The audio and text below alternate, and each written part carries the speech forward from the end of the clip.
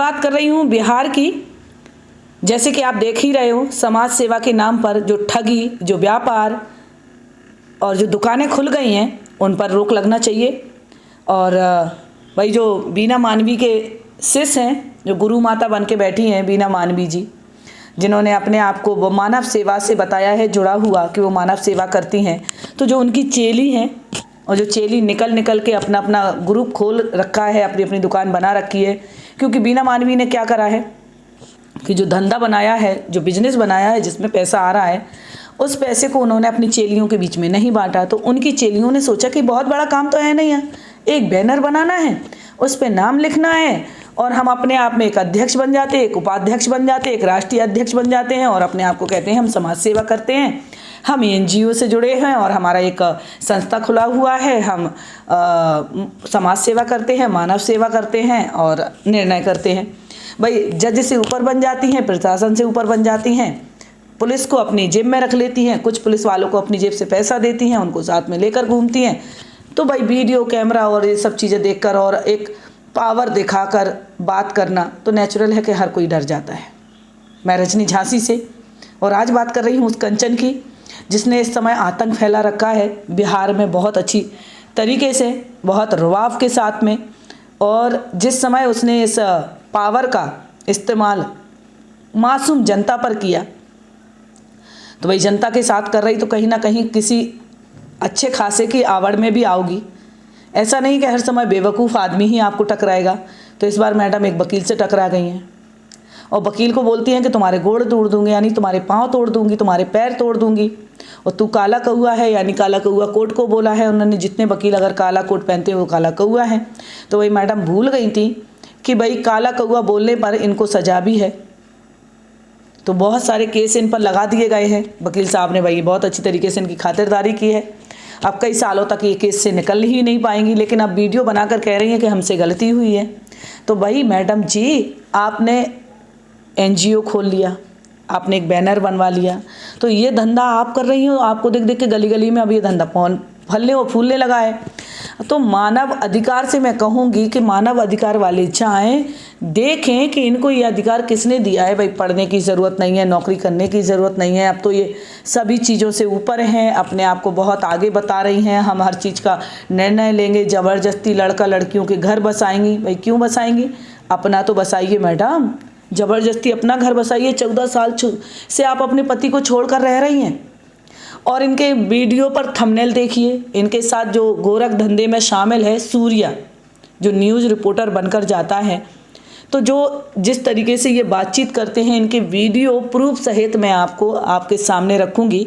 अभी मैं वीडियो पहुँचा रही हूँ इसलिए कि आप लोग देखिए इस महिला की करतूत कि जिस तरीके से अपने धंधे को फल फूलने पर आगे बढ़ाई जा रही है। और 15 से 20 हज़ार, किसी से 50 हज़ार, किसी से 25 हज़ार, जिस तरह का पल्ला भारी होता है उसी की तरफ बोलती है, दूसरे वाले परिवार को गालियों गलौज देती है। तो मैं आप सभी को समझा रही हूँ और बता रही हूँ कि आपके पास कोई भी महिला आती है और आपके परिवार को धमकाती है या आपको ज़बरदस्ती कहती है कि आपको इसके साथ रहना है, या आपके बेटे को कहती है कि इसके साथ रहना है, तो भाई इनको मिल रहा है पैसा। तो जिसकी तरफ से पैसा मिलता है ये महिलाएं उनकी तरफ बोलने लगती हैं, क्योंकि इनकी गुरु माता जो है ना बीना मानवी जी, इन्होंने बहुत अच्छी शिक्षा दी है अपनी चेलियों को। तो अब ये चेलियों को भाई फ़ायदा नहीं होगा तो नेचुरल है कि वो अपना ढाबा खोलेंगे, अपना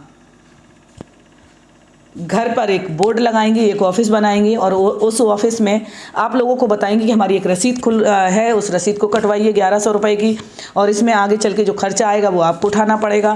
फिर इनकी बनाती हैं वीडियो और वीडियो बनाकर डाल देती हैं यूट्यूब पर बनाती हैं बहुत खतरनाक थंबनेल, जिनको हम शब्दों में बोल ही नहीं सकते, हम बता भी नहीं सकते कि ये बोल कर नहीं बता सकते। आपको हम थंबनेल दिखाएंगे, अगली वीडियो में आपको मिलेगी वो थंबनेल किस प्रकार की बनाती है। इसका जो सूर्या है, जो रिपोर्टर है, भाई किसी का वीडियो बना रहा है, किसी का घर बसा रहे हो, तो उसे बेइज्जत करने का आपको अधिकार किसने दिया? जब आप पर बबीता मिश्रा ने आवाज़ उठाई और आपके हस्बैंड का इंटरव्यू लिया, यानी कंचन के हस्बैंड का इंटरव्यू लिया, इसके हस्बैंड ने खुद बताया है कि इसने रेप केस अपने हस्बैंड पर लगाया है। तो तू रेप केस कैसे लगा सकती है अपने हस्बैंड पर? कंचन देवी जी, कंचन मैडम जी, आप कैसे लगा सकती हैं भाई अपने हस्बैंड पर रेप केस? और एक दो नहीं, कई केस आपने अपने हस्बैंड पर लगा रखे हैं। और दूसरों के घर में ताक झाक करती हो, दूसरे के घर में घुस जाती हो, मारने की धमकी देती हो, किसी के बाप को कहती हो कि अपनी बेटी का तुम पैसा खा रहे हो, कमाई खा रहे हो। कैसे बोल सकती हो किसी के पर्सनल लाइफ में? कैसे उनके घर में जाकर तुम धमक सकती हो? कैसे उन्हें धमकी दे सकती हो? जब तुम्हें बर्दाश्त नहीं है वो चीज़ कि तुम्हारी पर्सनल मैटर में कोई बोले, तो तुम किसी के पर्सनल मैटर में कैसे बोल सकती हो? बबीता मिश्रा को बोल रही हो तुम कि उसने तुम्हारे पति से 2 लाख लिए। तुम तो जाने कितने लोगों से पैसा लेकर बैठी हो। तो पहले अपने आप को तो देखो, अपने गरेबान में झांक कर देखो कि तुमने अपना धंधा कैसा बना रखा है एक सूर्या आदमी के साथ में। तुम कह रही हो कि तुम्हारे पति ने दूसरी शादी कर ली है या उसके साथ में रह रहे, तो तुम भी तो किसी के साथ में रह रही हो। पहले अपनी शक्ल देखी है, अपनी एजुकेशन देखी है, अपनी पढ़ाई को देखा है, आपने बोलने के तरीकों को देखा है। तूने मुझे भी बोला है एक वीडियो में, मैंने रजनी को रेल दिया। क्या रेल दिया? क्या पेल दिया? क्या बोला तूने? पता है तूने मेरे लिए क्या बोला? मैं वो वीडियो भी आपको दिखाने वाली हूँ। अगली वीडियो में आपको मेरी सभी बातें मिलेंगी। वीडियो को शेयर कीजिएगा। इस कंचन की तो मुझे बाट लगानी है। इसका जो धंधा, गोरख धंधा इसने खोल रखा है, इसको बंद कराना है।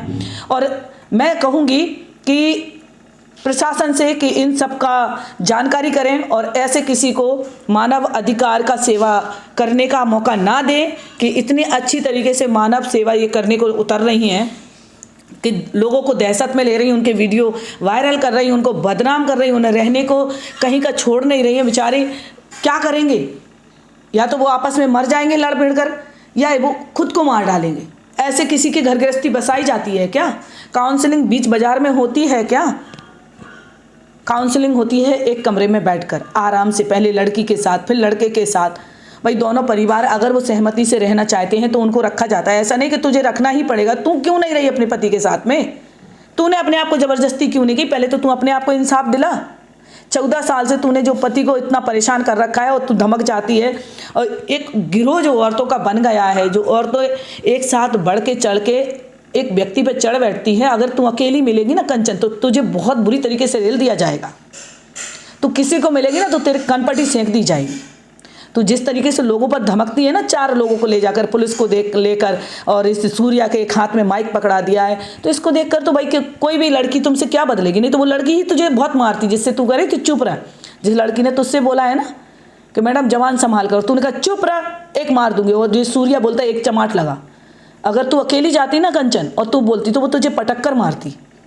ये बात सच है। वीडियो अच्छी लगे तो शेयर कीजिएगा, कमेंट कीजिएगा। वीडियो कहाँ से देख रहे हैं ज़रूर लिखिएगा।